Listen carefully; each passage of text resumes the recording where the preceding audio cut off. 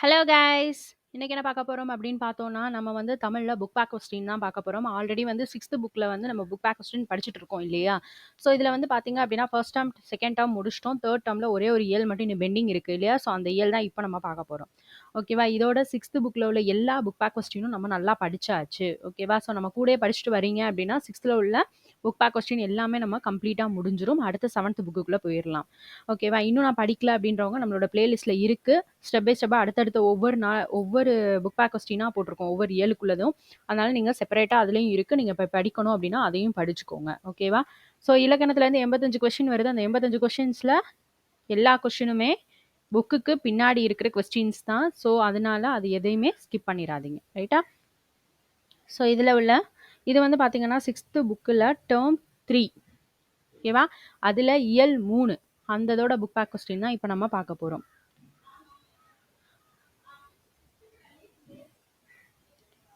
கேட்க, பேசுக. ஸோ இதெல்லாம் நம்மகிட்ட கேட்டதுக்கு கேட்க மாட்டாங்க. ஸோ அடுத்தது போவோம்.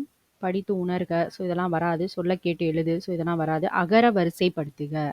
ஸோ இந்த கொஸ்டின் கண்டிப்பாக கேட்பாங்க. ரைட்டா? அகர வரிசைப்படுத்துக. இது இல்லாத கொஸ்டின் பேப்பரே கிடையாது. எக்ஸாம் எழுதினவங்களுக்கு தெரியும். கொஸ்டின் பேப்பர் ரிவர்ஸ் பண்ணவங்களுக்கு கண்டிப்பாக தெரியும். ஓகேவா? ஸோ அதான் இப்போ நம்ம பார்க்க போகிறோம். இதில் வந்து என்ன கொடுத்துருக்காங்க அப்படின்னா, ஒழுக்கம், உயிர், ஆடு, எளிமை. ஸோ இது என்ன பண்ணணும் அப்படின்னா, உயிர் எழுத்து இருக்கான்னு ஃபஸ்ட்டு பார்க்கணும்.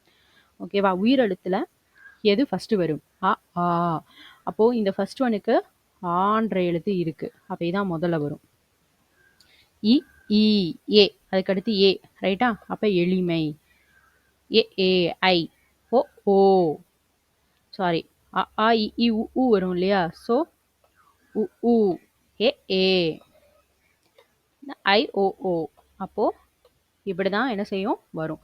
இதே மாதிரி தான் அடுத்ததும் உயிரெழுத்து பார்க்கணும். ஃபர்ஸ்ட் வந்து அ. அதுக்கடுத்து ஈ வரும். உ, உ, ஏ, ஏ, ஐ. இல்லையா? ஸோ அப்போ 5. அடுத்தது ஓசை. ஃபர்ஸ்ட் இந்த லாஸ்ட் ஒன் பார்ப்போம். இதில் அ, ஆ இல்லை, இ, ஈ இருக்கு. ஊ இல்லை, ஊ இருக்கு. ஏ இல்லை, ஏ அது இருக்கு. அதுக்கடுத்து ஆவ். ஓகேவா? ஸோ இதை பார்த்து நம்ம ஈஸியாக எழுதிடலாம். அகர வரிசை எல்லாத்துக்குமே தெரிஞ்சுதான் இருக்கும். கொஸ்டின் பேப்பர் படிக்கிறவங்களா இருக்கட்டும், எக்ஸாம் எழுதுறவங்களா இருக்கட்டும், அவங்களுக்கு தெரியும். அதனால் நம்ம ஜஸ்ட் ஒருக்க பார்த்து விட்டுட்டா போதும். நெக்ஸ்ட், பத்தியை படித்து கீழ்காணும் வினாக்களுக்கு விடையளிக்க. இந்த மாதிரி கொஸ்டின்ஸ் வந்து இப்போ ரீசெண்டாக நிறைய கொஸ்டின்ஸ் கேட்குறாங்க. ஒரு கொஸ்டின் பேப்பரில் ஒன்றாலும் இந்த மாதிரி கொஸ்டின் வருது. ஓகேவா? இந்த மாதிரி ஒரு பத்தி கொடுத்து என்ன செய்கிறாங்க, 5 கொஸ்டின் கேட்குறாங்க. ஒரு கொஸ்டினுக்கு 1.5 மார்க்ஸ். ரீட் பண்ணாலே போதும், 5 கொஸ்டின் ஈஸியாக போட்டுடலாம். ஸோ ரீட் பண்ணி பார்ப்போமா? அரசர் ஒருவர் தம் மக்களிடம் அமைதி என்றால் என்ன என்பதை விளக்கும் வகையில் ஓவியமாக வரைந்து கொடுப்பவர்களுக்கு மிகச்சிறந்த பரிசு வழங்கப்படும் என்று அறிவித்தார். இதையடுத்து நாட்டின் முன்னணி ஓவியர்கள் அமைதியை வெளிப்படுத்தும் வகையில் பல ஓவியங்களை வரைந்து அரண்மனைக்கு கொண்டு வந்தனர். அரசர் ஒவ்வொரு ஓவியமாக பார்த்து கொண்டே வந்தார். அழகிய மலையின் அடிவாரத்தில் ஓர் ஏரி இருப்பது போல் ஓவியம் ஒன்று இருந்தது. அது மிகவும் சிறப்பாக இருந்தது. பார்த்த உடனே பறிக்க தூண்டும் வகையில் மலர்களின் ஓவியம் ஒன்று இருந்தது. இப்படி ஒவ்வொருவரும் அமைதியை தங்களுக்கு தோன்றியபடி ஓவியத்தில் வெளிப்படுத்தி இருந்தனர். ஓர் ஓவியத்தில் ஒரு மலை மேல் இருந்து ஆர்ப்பரித்து கொட்டும் அருவியின் படம் வரையப்பட்டிருந்தது. அதிலே இடியோடு மழை கொட்டி கொண்டிருந்தது. சற்று உற்று பார்த்தால் அருவியின் கீழே இருந்த மரம் ஒன்றில் பறவை கூட்டில் பறவை ஒன்று தன் குஞ்சுகளோடு இருந்தது. இந்த ஓவியத்தை வரைந்தது யார் என்று அரசர் கேட்டார்.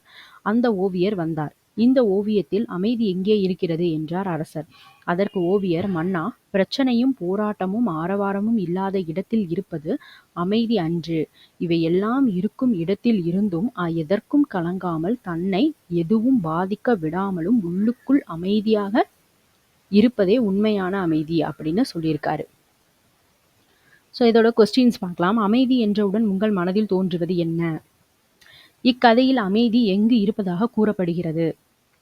நீங்கள் இந்த ஓவிய போட்டியில் பங்கு பெற்றிருந்தால் என்ன ஓவியம் வரைந்திருப்பீர்கள்? இக்கதைக்கு பொருத்தமான தலைப்பொன்று தருக. ஸோ இதெல்லாமே வந்து பார்த்தீங்க அப்படின்னா ஆப்டிடியூட் கொஸ்டின் மாதிரி இல்லை. ஸோ ஒரு 2 மார்க் கொஸ்டின் மாதிரி இருக்குது. கரெக்டாக? ஸோ அதனால் இந்த மாதிரி கொஸ்டின்ஸ் நமக்கு கேட்க சான்ஸ் இல்லை. பட் இந்த பேராவை ரீட் பண்ணிக்கோங்க. இதிலிருந்து மேபி என்ன செய்யலாம்னா ஆப்டிடியூடாக ஏதாவது கொஸ்டின்ஸ் கேட்க சான்ஸ் இருக்குது. ஓகேவா? பட் இந்த கொஸ்டின்ஸ் கேட்க வாய்ப்பு இல்லை. ரைட்டா?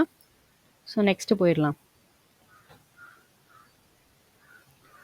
கட்டங்கள்ல உள்ள சொற்களை கொண்டு தொடர்களை உருவாக்க சொல்லியிருக்காங்க. நேற்று, இன்று, நாளை எங்கள் ஊரில் மழை பெய்கிறது, பெய்யும், பெய்தது. இப்ப ஃபர்ஸ்ட் என்ன பண்ணலாம்? நேற்று எங்கள் ஊரில் மழை என்ன செய்யலாம்? பெய்தது. ரைட்டா? நேற்று எங்கள் ஊரில் மழை பெய்தது, இறந்த காலம். ரைட்டா?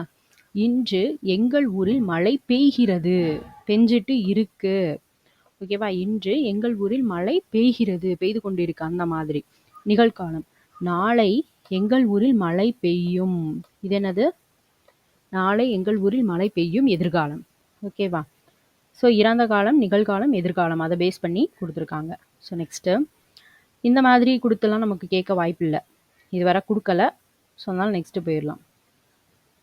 என் பொறுப்புகள். ஸோ இதெல்லாம் நமக்கு கேட்க மாட்டாங்க. நெக்ஸ்ட் கலைச்சொல். ஸோ இது இல்லாத கொஸ்டின் பேப்பர் கிடையாது. இதிலேருந்து ஒரு 4லேருந்து 5 கொஸ்டின் என்ன செய்கிறாங்கன்னா கேட்குறாங்க.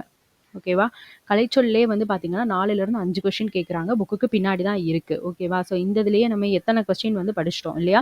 ஸோ அதனால் இந்த கலைச்சொல் வந்து நல்லா படித்து வச்சுக்கோங்க. ஃபர்ஸ்ட் கொஸ்டின் மனித நேயம். மனித நேயம்னா என்ன? ஹியூமனிட்டி. மனித நேயம்னா என்னது? ஹியூமனிட்டி. மனித நேயம், ஹியூமனிட்டி. ஓகேவா? கருணை. கருணைனா mercy. கருணைனா என்னது? mercy. கருணை அப்படின்னா mercy. உறுப்பு மாற்று அறுவை சிகிச்சை.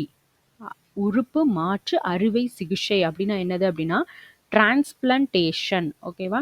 டிரான்ஸ்பிளான்டேஷன் அப்படின்னா உறுப்பு மாற்று அறுவை சிகிச்சை. ஓகேவா? நோபல் பரிசு, நோபல் பிரைஸ். ஓகேவா? நோபல் பரிசு அப்படின்னா நோபல் பிரைஸ். சரக்குந்து அப்படின்னா லாரி. லாரினா என்னது? சரக்குந்து. ஓகேவா? ஹியூமனிட்டி அப்படின்னா மனித நேயம். mercyனா கருணை. டிரான்ஸ்பிளான்டேஷன் அப்படின்னா உறுப்பு மாற்று அறுவை சிகிச்சை. நோபல் பிரைஸ் அப்படின்னா நோபல் பரிசு. லாரி அப்படின்னா சரக்குந்து. ஓகேவா? அவ்வளோதான் முடிஞ்சு. ஸோ இந்த புக் பேக் கொஸ்டின் முடிச்சிட்டோம். 6th புக்கு ஃபுல்லாகவே கம்ப்ளீட்டாக முடிஞ்சுது. ஓகேவா? நான் இன்னும் 6th புக்கில் புக் பேக் கொஸ்டின் படிக்கல அப்படின்றவங்க நம்மளோட பிளேலிஸ்ட்டில் இருக்குது, போய் செக் பண்ணி பார்த்துக்கோங்க. ஸோ நெக்ஸ்ட் வீடியோலேருந்து நம்ம 7th புக்குள்ளே போக ஸ்டார்ட் பண்ணலாம். ஓகேவா? இது வரைக்கும் நம்ம 6th உள்ள எல்லாமே போட்டிருக்கோம். ஸோ பார்க்காதவங்க பிளேலிஸ்ட்டில் போய் பாருங்கள். ஓகேவா? தேங்க்யூ.